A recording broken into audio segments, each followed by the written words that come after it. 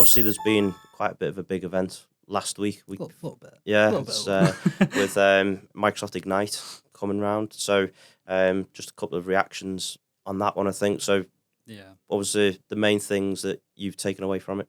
Probably my top three have been, I think, we can't really avoid the shortest name in history, which I think I see the positive side of it in that it's consistent. It saves me having, loads of different names. Copilot's the one everyone's recognizing, but yeah, to have sort of Bing Chat and Bing Chat Enterprise now fall under the just Copilot naming and branding, I think it makes sense. I think it keeps it consistent, especially with like, having it on Windows, having it in loads of other services now. It's like it was always, I think, going to get to a point where it suddenly just gets confusing and it looks and feels like a different product when in fact it's pretty much the same one.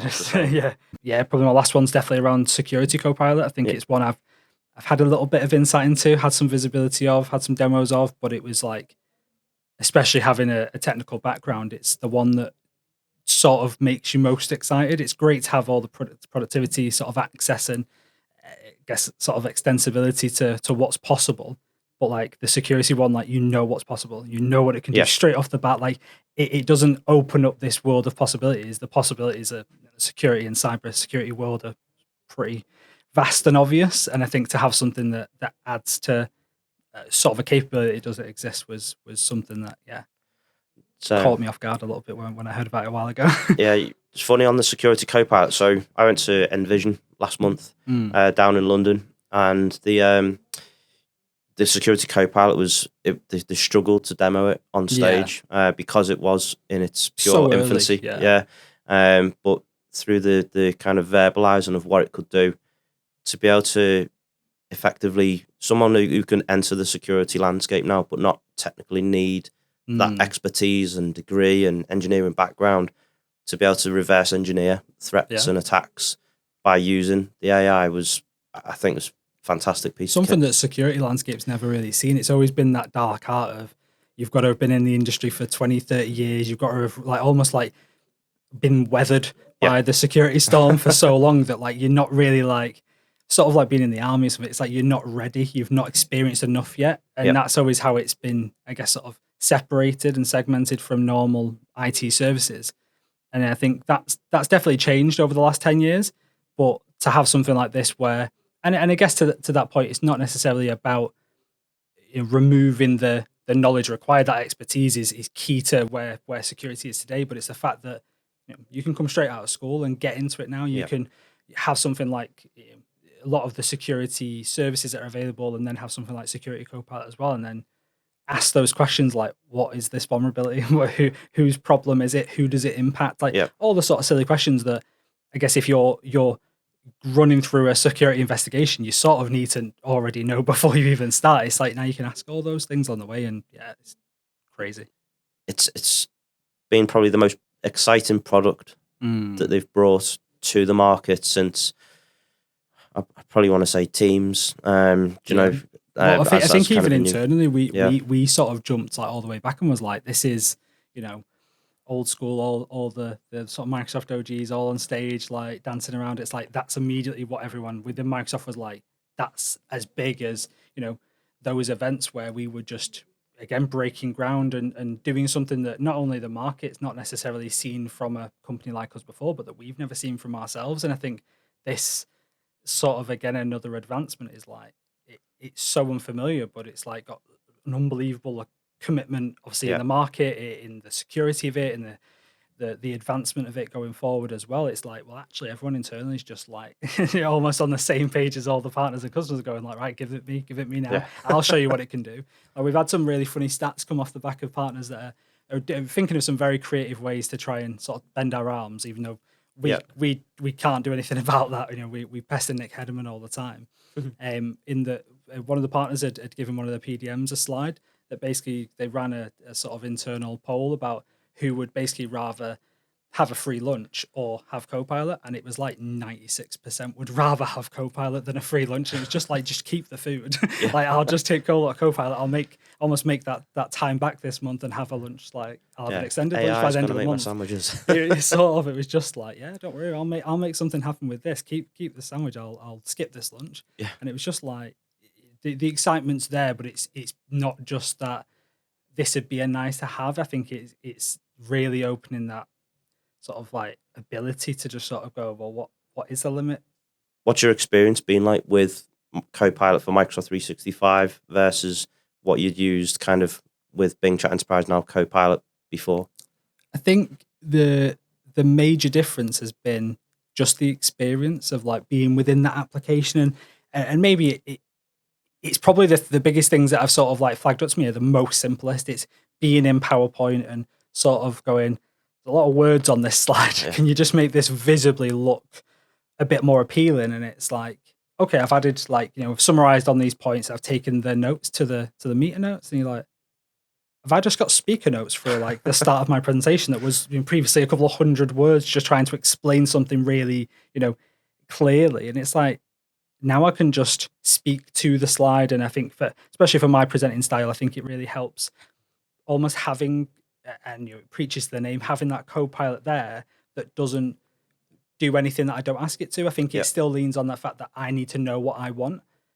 And, I think a lot of people will then see AI as that element of it's just going to take over, and it doesn't do anything it doesn't do anything until you ask it to. It can't do anything. So it's that prompt inside that I've really, I've had it since about September. That's the biggest learning curve for me, is asking something once, not getting the response I need, or getting I don't know what you're asking for, or it's like, oh, I actually need to articulate in a different way, or like, how would I say this to, if this was an intern in my business and they don't know me, they don't know my role, they don't know how important I am, they don't know anyone else's roles, but I asked them to go and do an important task. Yeah. Like, if you say, go and get a copy of this, they're going to be like, I don't know where that printer is. I don't know. I don't even know what floor I'm on. What building is this? I've never been here before. It's like, you need to give as much context to that prompt as possible. And I think when you sort of align it in that way, as if it's almost like an employee who's brand new, doesn't know the sort of usual flow yet, it's like, just act like that every day. Because Copilot won't learn from that. It's not going to suddenly mature and know your business structure and what time you get into the office, what time you leave. It's just going to stay as that almost intern who's eager and willing. We're still waiting for Microsoft 365 Copilot to become available in CSP channel. Yeah. Teams Premium, though, a lot of people aren't aware that Teams Premium contains some of these meet and recap features and some elements of AI within that product.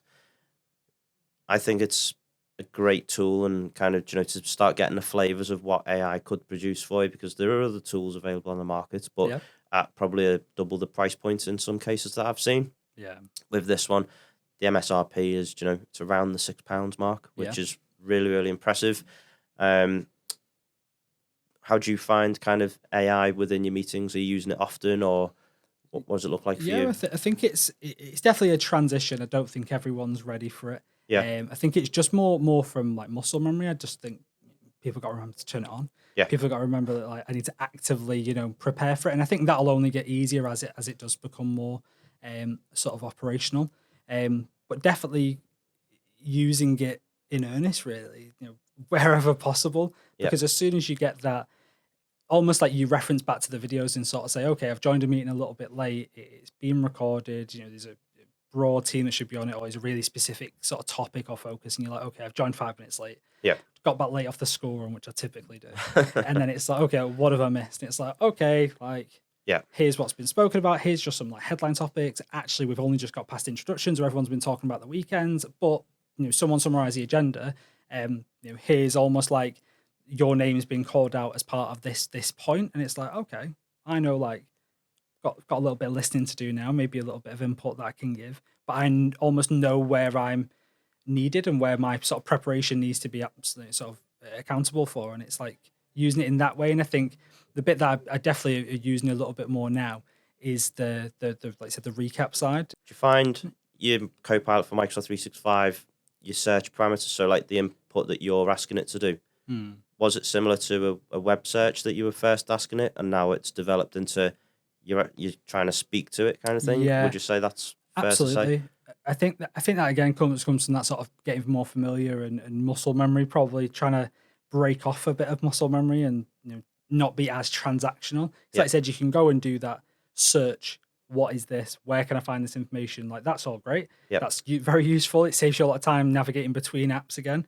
But then to give a little bit more context, I think there's a really good example that me and Chris put together for a demo where, and this was before we had access to Copilot, was using Bing Chat Enterprise Copilot (RP) to essentially run through like that concept of what is Copilot, what is digital debt, what is the Microsoft Work Trend Index, and sort of just like qualify, like can you really go and find this for me? Are you just a search engine? And then it was like, all right, I've got this really urgent task. My boss has given me this, I've got to do a Copilot, get ready for Copilot campaign. I need to do a blog post that's associated to it. I want it to reference digital debt in the Work Trend Index report. I want it to add in, some features from what Copilot will be able to offer people. I basically need to get a first draft together.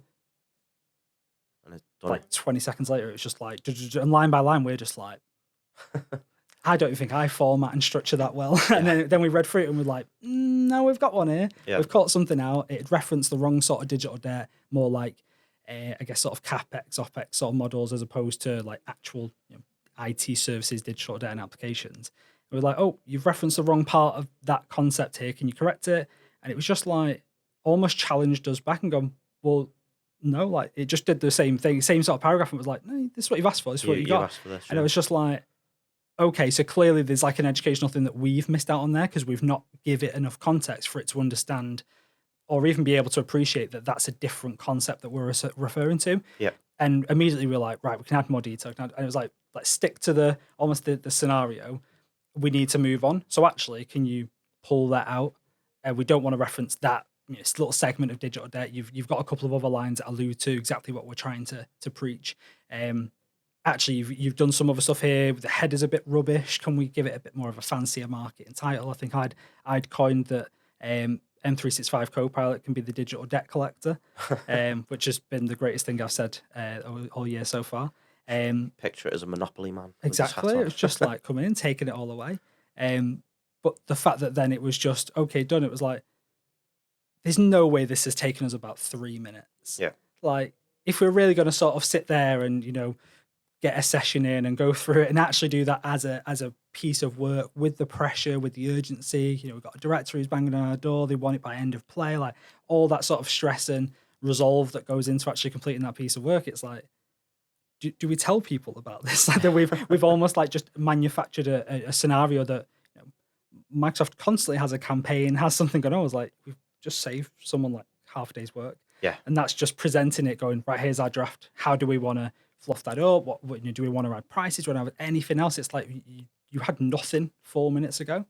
It was just like, now you've done a few we need to hours speak work. about this. Like we need to and the fact that obviously because that's the the same sort of experience just outside of the M365 apps, it was almost like, are we actually like understanding this properly? Is this what it's going to be like, but in Teams, but in Outlook, but in Excel? And it was like, oh wow, we need to like something special. I think we went and presented at about 50 events in October between us, and it was just like we need to just get out and talk about it.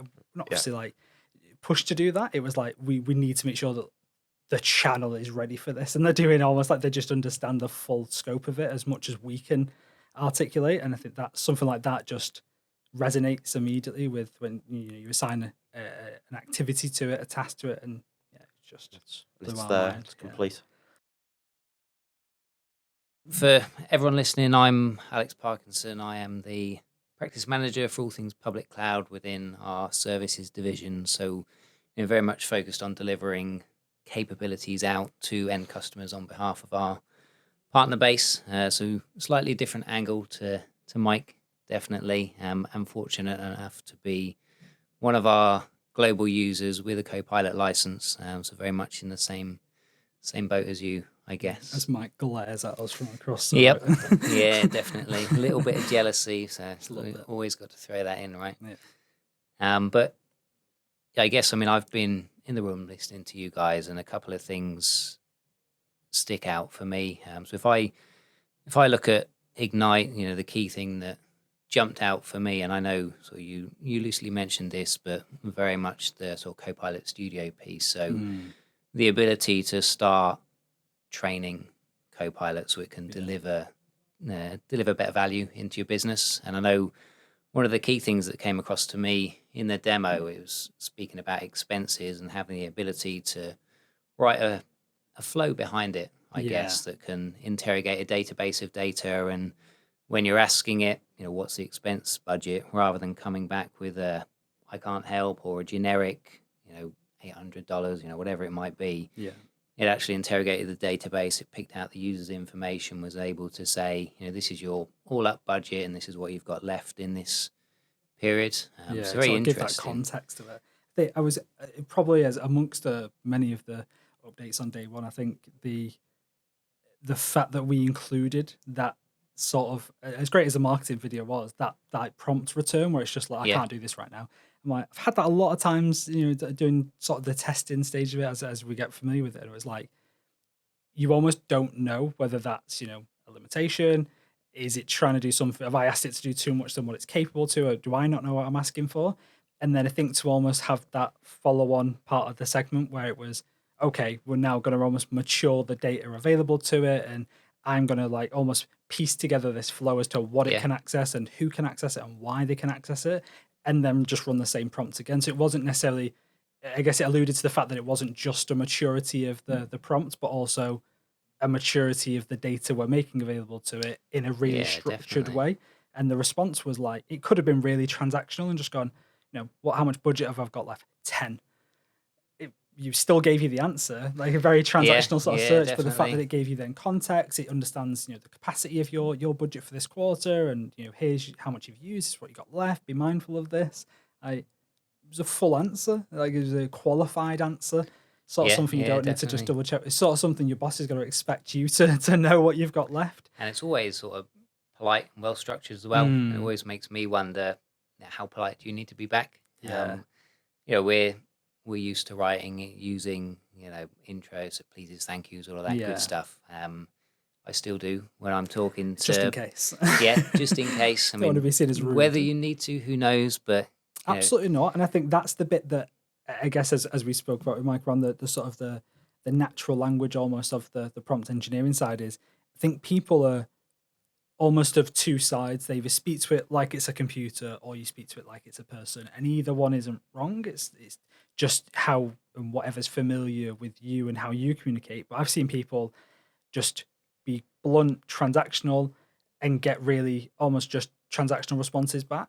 I think when you add that little bit of sentiment into it, it's not that obviously it can interpret that, but it appreciates that within its response and, almost respects the fact that you've given it more context, that it has to give more context in its response. And that side of it was something that I think I'm definitely going to keep doing my pleas and thank yous, just in case. No, definitely. I think that's something that has to stay, right? But I guess also, sort of on that train, looking at Outlook and the educational side of things. So, we can use it to draft an email for us. We can use it to coach us around our own language. And for me, it resonates quite well. So I was lucky enough to listen to a very lovely lady who will know exactly who she is, talking around AI a couple of weeks back. And one of the things she mentioned was dyslexia and struggles that's sort of brought into her life, and the ability to use Copilot to almost overcome that.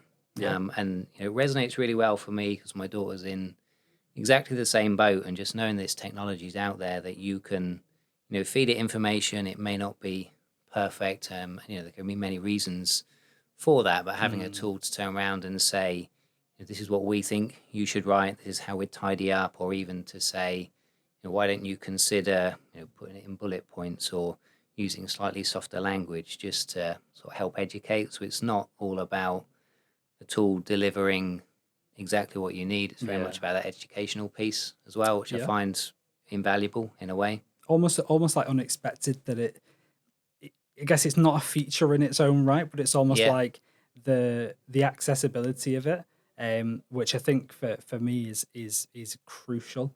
I guess not only the exposure to the latest and greatest technologies, but the fact that we've then got something that brings almost forward the best of every individual. Like I've got ADHD, and my email responses are long, articulated, like to the point, but so well structured. Like no one sees the behind of that. I'll take half a day to respond to that big Yeah. email chain. I will write that email 4 or 5 times. I'll constantly restructure it because I'm reading through it and almost taking a different perspective of what I'm responding to, and using that coaching facility it's humbled me. I think to a degree, Definitely. I almost want to come across as really professional, but I want to stress where I'm an expert, where I'm not. I want to make sure that I'm almost adding value, but being really I guess sort of clear as to where I'm not, but here's the guidance I can provide otherwise. Yeah. And almost to be humbled in a way of going, yeah, but you've missed the point. Like someone's asking for something, you're telling them no, you're giving a great response and giving them all the things they could possibly need otherwise than what they needed, but you've not actually sympathized with the fact that they've asked for something and they can't get it. And Yeah. it's like, I've just gone off on the rails almost of going, right, I need to give them this and that and anything else I can find to help them and support them. And you're like, actually, I should have just started with, oh, sorry, I can't help you with that. Would this be of any interest? Is there anything else I can help you with? And it was just like, exactly, almost, it makes so much sense. But especially from a neurodivergent perspective, like my cycle's already begun. Like I don't almost have that pause facility. Yeah. So especially people that come from all sort of walks of life, I think the ability to have something a bit more recognizable within something from an operational perspective is day-to-day life of corporate life, of office life, of working life. You're using these communication tools, and I guess one thing I sort of spun on that angle was, when does the technology really start working for us? Because at the moment we're doing a lot of work to add to it, and if you're dyslexic or struggle to read quickly, like you're immediately at a disadvantage. It's taking you longer to complete your tasks just by almost being you. That shouldn't be a negative. That should be okay. So now I know exactly where the technology can help me. When is it going to help me? And it's really nice to definitely recognize what the influence this is going to have on future generations. Where when we were kids, we definitely didn't have any of this even conceptualized, let alone available to us. And my son's 4, and he will know when he gets to that sort of working life age, he'll know no different. This will be all he's ever known, and it'll be really nice and really frustrating when they can get what's taken sometimes those years to achieve or get to, that they'll be able to do it in a day. So I also like how that accessibility piece also sort of flows into Teams meetings. So, I've been in situations where maybe we're learning a new technology, for example, through a webinar, and something said and it's not fully understood. Having sort of Microsoft 365 Copilot sitting next to me, and I can just say, can you rephrase that so I can understand it differently, or what questions can I ask to maybe drill a bit deeper into something like that? It's almost giving you someone friendly you can ask a question to, that's not taken away from the meeting in one sense, but it's also not showcasing that you don't know or you're not quite following, which is quite nice. So very much hidden behind the scenes, that piece. It's similar to that coaching facility. I don't think I've seen, maybe I've not joined enough meetings yet. I don't think I've seen one Microsoft presentation to partners, to customers, that's really like just made it obvious. I think I don't shut up about it now, because it's the fact that we obviously have been very, I guess, visual and very big with just Copilot as a function, with generative AI and just almost addressing the transition, that we've sort of like stepped over that sort of functionality. And I'm like, yeah, it's great. Draft emails, summarize them, like gives me that head start. And I'm like, yeah, but it also is critiquing me. It's teaching me. It's recognizing, what sort of sentiment or what sort of tone or what sort of wording I've used. Like I'm getting like, it's like almost back at school, but in a really friendly way. and again, I think that reference to having a co-pilot by your side, I think it's hopefully, I think the biggest thing that I want to resonate with people is that you're the pilot, you're driving this, you're flying this craft.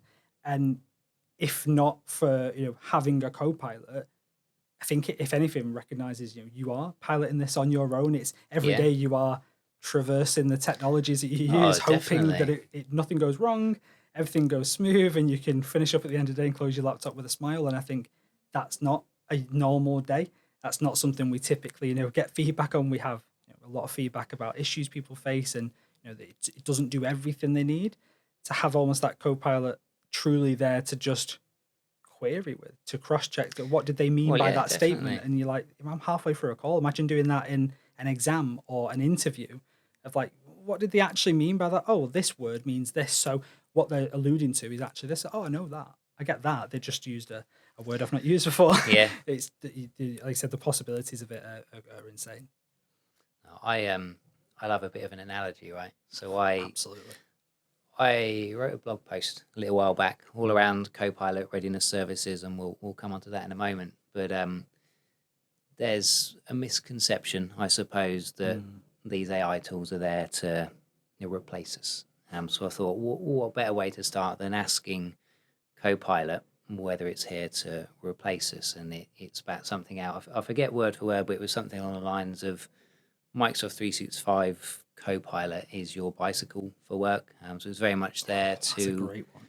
Well, yeah, and it's one I've used quite a lot since. But ultimately, it's there to make your journey easier. You'll get from A to B much quicker, but it's not there to take away. So you're still there, needing to turn the pedals, or you're not going to make that journey. So very much talking to it as being a assistant, a tool, something that can guide, make your life easier, but definitely not there to replace us, not yet, at least. Absolutely, and I think one thing I did, I'll definitely steal that analogy now, but I love a good analogy as well, was especially when we first started sort of showcasing 365 Copilot, was to get, I guess, sort of those concerns acknowledged up front. Yeah. Getting customers at events to sort of just say, okay, well, like, what are you, like, what's your feedback on the intention we've got here? And they're like, oh, a bit worried. Not quite sure. And it's like, well, what's the actual concern? It's like, am I going to have a job in 3 years' time? It's like, well, what job do you have now? It's like, I'm a cloud solution architect at a global provider. It's like, that job didn't exist 10 years ago. Like you're in a job now that at some point, like, did not exist to the level that you've got it at. I mean, I'm 5 weeks into having a license now, and I think one part is knowing the right questions to ask. Sometimes you can get a funky answer back if you haven't quite pitched your question right. But equally, for me, it's remembering that I've got a tool there to use. Yeah. So I will quite often open an email. I'll have read through it and thought, great, I've got a button I can click that will distill it down to a couple of bullet points for me, saving me that time. So it's still an educational piece. Yes, adoption in terms of the workforce is massively important when we look at Copilot, the capabilities it brings, how we can use it to get the best out of it to augment our working day. But I guess my world is very much services focused, and at the moment we're seeing the sort of biggest value for Copilot is very much that technical awareness, technical readiness. So addressing a couple of different pieces. So how ready is your Microsoft 365 tenant, for one? Where does your data sit? So is it all in 365? Is it searchable? Is it indexable? Does it still sit on premises? Or is there an element of having to go through the throes of transition into a platform that is accessible by Copilot and the semantic index? But then equally, looking at the data protection mechanisms, because that notion of obscurity through many different files and folders to hide away a particular document, for example. Now that we've got a tool that we can say, go and find me this, it doesn't matter where it sits, it can find that. So again, a webinar I joined around Copilot in the early days was showcasing almost the dark side, I like to call it, which was if that protection mechanism isn't in place, it can be dangerous in a way, because it does give access to everything. And the scenario was, a guy had downloaded his pay slips into OneDrive. There was no protection mechanisms in place. And as a consumer of Copilot, I could go and say, go and find me John's pay slip. And because I could access the data, it will return it for me. So it doesn't matter that it's in someone else's OneDrive, it's hidden, squirreled away. If the permissioning structure isn't in place, that data governance piece isn't there. guess it can be quite dangerous in that sense as well. 100%. And I think this is where I've said probably in every conversation, presentation, event I've been to, is that, as much as the introduction of Copilot and AI in general to the workplace is, new, exciting, a little bit scary at times. And like you said, there's definitely risk factors there, but it's not introducing them. It's probably just making them highlighting them more, isn't it? Yeah. It's being accessed in an accelerated manner that we've never been capable of doing before. But this is no different than you not understanding a technology and a hacker understanding that technology to navigate around the security protocols. And it's almost like doing yourself an injustice to go, I've locked the door. Everyone's got the passwords are in. Everyone's got a good strength on it. That's all good. I'll leave the house now. And all of your windows are open because you've left all of the the folder structures in one folder. Everything, all the files are in one place. Everyone's directories are completely open. There's no almost like protecting the user from themselves, and that's not a slight at the users not being educated in that way. But it's, if I was going to be the account compromised, the user compromised to get into my organization, have all the controls been placed on me to ensure that I'm not the problem, that I'm not the I want to be the blocker there within the business. And I think as much as sometimes there's that divide between the disruption of it, will this impact my performance? It's going to take longer to do tasks. It's like those little things that we probably in the early days saw as those time drains of, I've got to wait for this notification, I've got to approve MFA, then I can log in, now I can start doing my task. It's like now it's like no one questions it. Because the risk of not having it there and not having that control for you, I think people now see it less as a control that's been placed on them. Because if it's not me logging in, it's taking the hacker this little bit longer. They've got to have my phone, they've got to have my face, they've got to have a PIN. And no one within Microsoft has a password anymore. True. It's taking away that opportunity for you to be the problem. And I think I'm very, very much appreciative of the fact that I can't slip up. And if I do, it's because it's something really simple and something that can be easily corrected, or it's something drastic. And again, it can be easily corrected because of we're monitoring for those sort of things. It's audited. Can't go away with anything. So the fact that those sort of robust capabilities are coming in alongside this, I think it then takes much more appreciation for things that people have been, I guess, lax with, because they've never needed to protect themselves against themselves. They're always protecting against someone that's outside, but lock the door. It's okay. It's like that insider risk is risk now is just as prominent. So the fact that almost you need to protect yourself from yourself for the best intentions. I think one example I had from that was a lot of customers coming in and asking can I get it? I've got a really good use case. I'm a really good customer. I'll show you some really good responses of what we can do and get Copilot to help us with. And I was like, if you had the ability to turn it on tomorrow, would you? Are you actually ready? And an overwhelming response, people were like, actually, I would give it just a quick double check. Can I just make sure that everyone's accounts are, it's like now you're doing the checks and the validation. And I think especially for how that looks in the admin center for enabling it, it's, have you checked this? Have you checked this? Have you got your license? Have you got everything in order? Now are you ready? And it's like almost that nice sort of visualization of I'm almost accepting the T's and C's here that I haven't checked. I've got the licenses. That's all I care about. It's a nice reminder to know that we are it's a little bit closer to home than hoping that some digital hacker is going to turn up on our digital doorstep one day. It's actually I'm purposely navigating around the things that will one day protect me. And I don't know what that day is going to be. No, definitely. And I don't want to, I almost don't want to envision it. So it's definitely the educational process around that has changed. People are much more open now to going, well, what is sensitivity labeling? Tell me more about data loss protection. And you're like, these are new concepts that are not new, and it's definitely opened that sort of floodgates of it. So we're definitely highlighting the value that these extra protection mechanisms bring, right? And 100%. I think. So going back to that notion of if you had the license available today, would you turn it on? So, Copilot, for example, Microsoft 365 Copilot, if you had a license, great, you could turn it on today. You've got your semantic index for one piece, Yeah. so that can take a period of time to index your tenant, depending on how large it is. Equally for CSP customers specifically, there's a journey to be had. So we don't know when the licenses will be available. There's Soon, hopefully.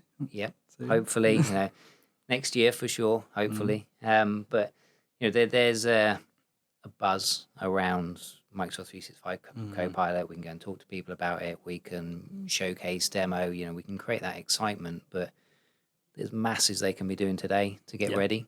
And for me, if there's a message I could leave to anyone who's waiting for those licenses to drop, it's reach out to us. We're here. We're ready to take you on that journey. And ultimately, we have a prescribed capability, a services division that can deliver that intelligence. We can unpick your environment. We can help you understand where it sits in terms of readiness, and we can deliver that transitional journey with you. Yeah, getting that insight, like I guess like never before, but also with a clear intention. That there's obviously amazing data, projects that have been completed over the last 10 plus years. So we've had a great conversation today, you, me, Mike. But what I'm interested in, I guess, is your takeaways. What would you say to, I guess, the CSP partner base at the moment that we work with and their end customers in terms of what they can be doing today? So we know Copilot licenses for Microsoft 365 will drop at some point. For CSP, there's that notion of technical readiness, but in your eyes, what would you say they can be doing today, and what would you leave them with if you could position a message to them today? Yeah, I'd definitely say on two fronts really. So definitely from a get ready for Copilot perspective, that they're leveraging what's available today and has been for a while is definitely their security side. Are they posturing up their secure score? Are they aware of all of the risks and having those conversations with customers to understand where those risk factors are, and definitely where they are sort of within that sort of nice place to be? Are they following all the best practices? So I think it's getting a good holistic view of where the customers are at today, and offering something around that, like sort of like a spot check, health check type thing, definitely as part of the workshops. And then from the other side, I think it's making sure that I guess customers have got those use cases and they understand how to not only find them, but then how they translate them into, how can I use Copilot for this means, and those use cases are going to be absolutely key. Really, Copilot shouldn't be enabled without them. It's great to get prepared, but if you've not got the use cases there, then you're not going to see any value from it if you don't have value to be gained. So I think it's definitely a good strategic position that partners can definitely get closer to customers in understanding their businesses, their industries, bringing almost like that extra lens of understanding to them as a partner of going, well, actually, this applies to other customers within your industry. So I'm going to take those learnings and bring them to you. I'm going to take your learnings, take them around. So almost we're securing the channel as Microsoft has definitely coined the latest campaign, and securing productivity definitely is understanding exactly what it is that you're valuing there. What is that use case? What makes that business drive? And I think it's a good progression for partners to get to, rather than just providing solutions, providing these services. It's what are you using it for? Why are you using that service over another service? And really, opening it up with that lens of excitement of, you need this for Copilot. Copilot's the exciting bit, but let's bring it back a step. Are you ready? What are you going to use it for?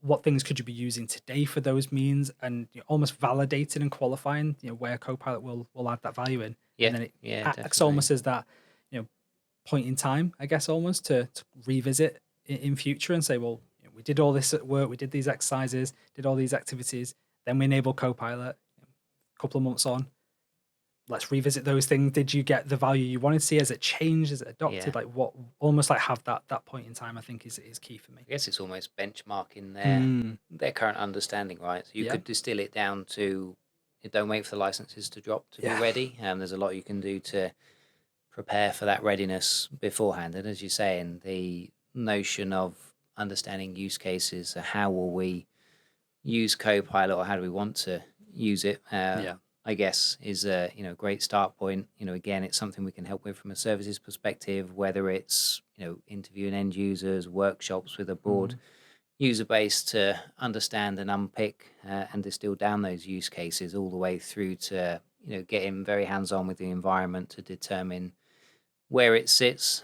So in our eyes, what do you need to be considered Copilot ready? So we've got a great checklist we can take businesses through. We can call out where they sit in terms of call it a scorecard, I guess, in terms of readiness, what they need to do to mitigate against that, and we can leave them with the tools to go and execute against that themselves, or again, we can come in and deliver that on their behalf. But I guess the guiding message is don't leave it too late to be ready, because if you wait until the licenses drop, you've still got that journey of readiness. It starts then, which yeah.